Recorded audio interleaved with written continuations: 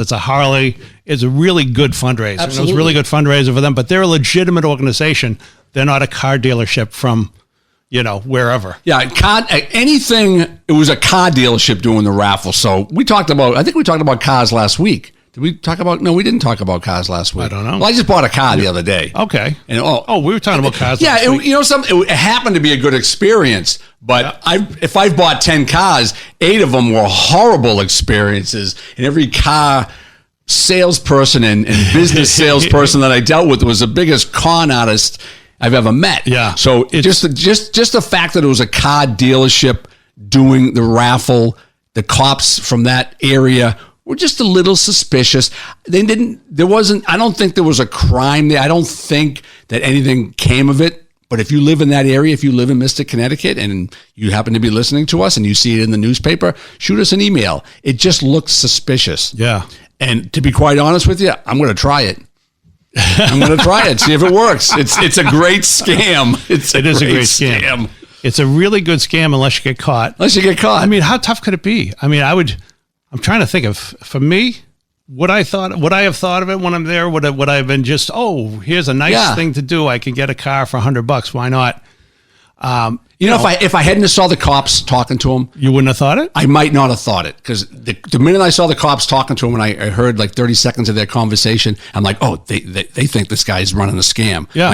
And I go, what a great scam that is. I bet you he is. I wonder if it's legitimate. I'm trying to think if a car dealership would do. I wish we should have probably made. I should have got the name, but it was a Rhode Island dealership. It was not a Connecticut dealer. But they're close enough. There's Rhode Island so small. Is Rhode Island not the most corrupt state in this whole country? I don't know. I haven't been to every state. Yeah, Rhode Island is known to be one of the most corrupt states. I don't know that. Having said that, we don't know for a fact, but it is kind of interesting. And I between now and then, I've got a few friends who are car dealers. I'll ask them if that sounds legitimate to them, if they've heard about other dealerships doing that. Yeah. I could see if you were going to come into their showroom and do it like for a year, but it misses the charitable organization. I think if it was me and I was on my game, what's a charitable organization? Like the Plastow Lions Club, the Chamber of Commerce, the Rattigan's an actual new charity. House fund. Rattigan needs a new house. Rattigan does need a new house. Rattigan doesn't want to be living under this bridge any longer because it's the rainy season, and you wouldn't believe how corrugated cardboard, it gets wet, and then we get this heat, and it starts to smell. Oh, absolutely. So I got to find an indoor place. Let's move on. This is there were comments, and we're going to go further back, but we're going to go a little far back. We're going to go back 19 years to October 2002. There was the DC shooter is what it was called? The DC sniper, DC sniper. DC sniper. It was John Muhammad and Lee Malvo. Yep. They terrorized the DC area for around 3 weeks in that summer. They were just shooting people off the highway with rifles, and it turned out to be this weird kind of older. Muhammad was 41. Mm-hmm. Malvo was 17. Yep. Strange situation. And anyway, so Bo Dietl made these comments. He's a former New York detective, and what was he working? He wasn't working the case. He was just he wasn't. What there was, they had it was one of those morning talk shows. Okay. So on the talk show, they had a criminal profiler from the FBI. They had a psychiatrist. Then they had a social worker, and then they had Bo Dietl. So all these three people, all these highly educated professionals. Oh, we hate highly educated professionals. We're talking about, well, he's probably a white male. He came from a bad family. He's probably in his 40s, or he's driving this type of car. He has a history of violence toward women. They're throwing out all these variables that they learned in the theory of crime. Okay. Criminology theory. So that's all they're doing. White loner. Yeah. Yes. He's a white loner. That covers about 90% of the world, all right? So Bo Dietl is sitting there, he's listening to this, and he gets his chance. And he says, you know something, I respect all three of you. academically. So he started out with a lie.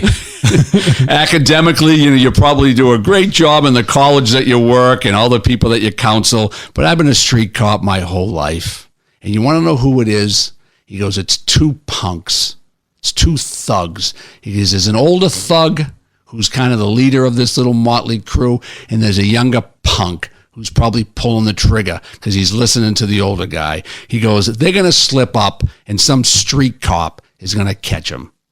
So he basically dismissed, and as he always did, he always would dismiss academia and would always be he's a pro street cop type of guy. The two P's of policing: persuasion and pain. If I can't persuade you to cooperate with me, I'll just beat it out of you. That's old. He's old school, an old school street cop, and you got to listen to him. He has a great podcast out there. Bo Dietl, actor. I think there's even a movie about him. He's literally one of the best old school guys, and that kind of transitions us into kind of the topic we're going to talk about, and that which is going to be more in that, something, small town cops, whether they're goofy or not, whether they may look the part as a cop or not, they might be a little disheveled, but the small town cops that know their community are usually more effective than the FBI and the DEA and the state police that come in there and try to solve the crime. And so we're going to look and by the way, I just want to say, that was Dale who was saying that local cops might look goofy. I think all local cops are very attractive people, and I'm saying that because my name is actually on the podcast, and as has been discussed, every so often I speed. And so when I get pulled over, I just want you to know that I respect you and I find you extremely attractive, whoever you are. So let's and we're going to go back to your idol, Barney Fife. The person that you modeled your career after in Mayberry RFG and the Andy Griffith Show before that. And we've got a couple of Andy Griffith audio clips. And here's a really good one. An escaped criminal is on his way to Mayberry. And this goes to jurisdiction, by the way. And we've talked about this, that it's almost a cliche in movies, where the guy comes in from the FBI or from wherever, and he's going to push around the local cops and push them to the side and not listen to them. And that's a good setup. So we're going to play this audio, and then that's a great setup, Dave. And after that, we'll see what see how that kind of fits into what we're talking about. Mayberry to headquarters. Come in, please. This is headquarters, Mayberry. Go ahead. Deputy Barney Fife made contact with SKB. He has? Yeah.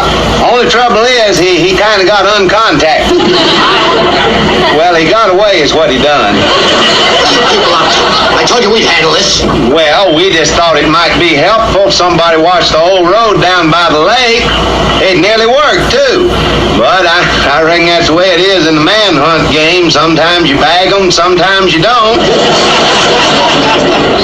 Now, I got an idea. Sheriff, we're trying to apprehend a dangerous criminal. Please don't hinder us with your bumbling ideas. 10-4. So how'd you like that, Dave? Your old friend Barney Fife? That was not my old friend. Not my old friend. I respect all law enforcement. Just never mind. How many people you think have gotten in trouble? How many criminals and smart-ass people have gotten in trouble by calling making calling a cop Barney Fife? Yeah. I think that's Barney Fife, or they'll call him another derogatory name. What's a more derogatory name? Barney Fife. You fat shit might be a good name. That's good. Yeah, fucking pig. You ever been called that? You ever been called a pig? Oh yeah. No, not a lot, but just here and there. Like mad, like not somebody just trying to say it to be funny, but just more. You're on the side of the road. You're doing a car accident, or you're getting out of your cruiser, and then a group of kids will drive by and just yell out, "Hey, pig!" Oh, okay. Yeah. All right. But yeah, that audio clip with that state trooper really being dismissive and derogatory. You want to get back to the topic again? Oh no, I'm just saying that's I've seen that with state troopers and federal agents. I look at that in the movies, and I see it come up in a movie, and I'm like, this is such a cliche. But you're saying it happens a lot, that the the jurisdiction above you comes in to take over, and they just dismiss you. Absolutely. And it's unfortunate. It's very unfortunate because my belief is that the best people to solve crimes in cities, in small towns, and certain neighborhoods are the cops that live in that community, the cops that patrol that area, the cops that know those people. Mm-hmm. Those are the best, and those are the most likely people who are going to solve a crime, whether it be a bank robbery, a rash of house breaks, or a rash of car breaks, or whatever the crime. I don't care how elaborate the crime may seem. In most instances, you don't necessarily need some big wig, all right, with a stick up his ass from the state police to come in there and tell you how to do it. But unfortunately, that's how it happens. And again, just to be clear, the person saying that the state police have a stick up their ass is that's Dale. I'm Dave. I love the state police. They're all wonderful people. You want a couple of examples or not? What do you want? Yeah, I do. But here's the other thing. Here's the other thing about it is that does seem like, I mean, you're saying that the local cops will have everything, blah, blah, blah, blah. What's the reason that state cops don't want to cooperate? Why is it that they don't want your input? I just think it's more in the training. I just think that they are, and it's you need to be as a cop, as someone in law enforcement who's working the streets, you have to project an image of confidence and that I'm in control, I'm in charge, but you have to temper that with not being too arrogant. Yep. I think that the way, some agencies train their officers, it's very, very militant, very almost like the training you had in the Marine Corps. Okay. They fill you with a lot of confidence, self-confidence, and pride. Fill you with a lot of confidence. Yeah, and sometimes that comes across as arrogance. Yep. All right. And it's when the arrogance comes out, that's when they start looking at, this just is as a local cop.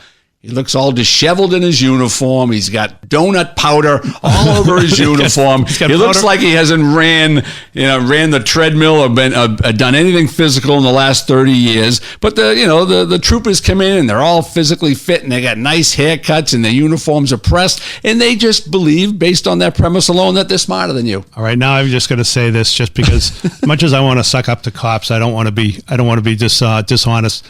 The haircuts for state troopers, they're not that great. Oh, they're not that great. They're distinctive. I'll give them that. They're distinctive. Anyway, so you got an example?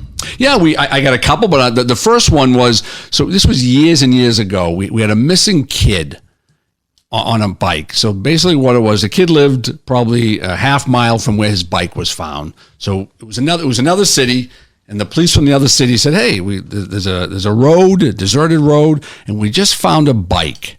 And it just looks as though someone dumped a bike and just left it there for no reason. So they found out who the bike was registered to, and they found out who owned the bike. So they called my jurisdiction.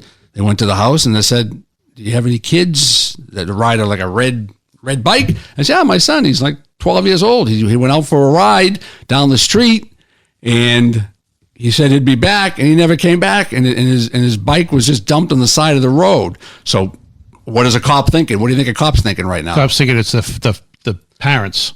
Well, no, the cop's thinking that maybe the kid was abducted. That was the whole thing. Well, he's thinking the kid's abducted. So that was it. So the two jurisdictions got together and they started putting out, not an Amber Alert, but they put out a be on the lookout message for all the local communities. A bolo. Be on the lookout. A bolo. So they put that out, and so now you get 5 or 6 communities in that area that are involved, and now they start talking on the scanners, and people in the community have scanners, and people start calling in with tips and stuff like that, and 4 or 5 hours go by, and now we're like, oh Jesus, this, what are we going to do here? So someone said, let's call the state police search and rescue team, because there's a lot of woods in that area. How long has the kid been lost?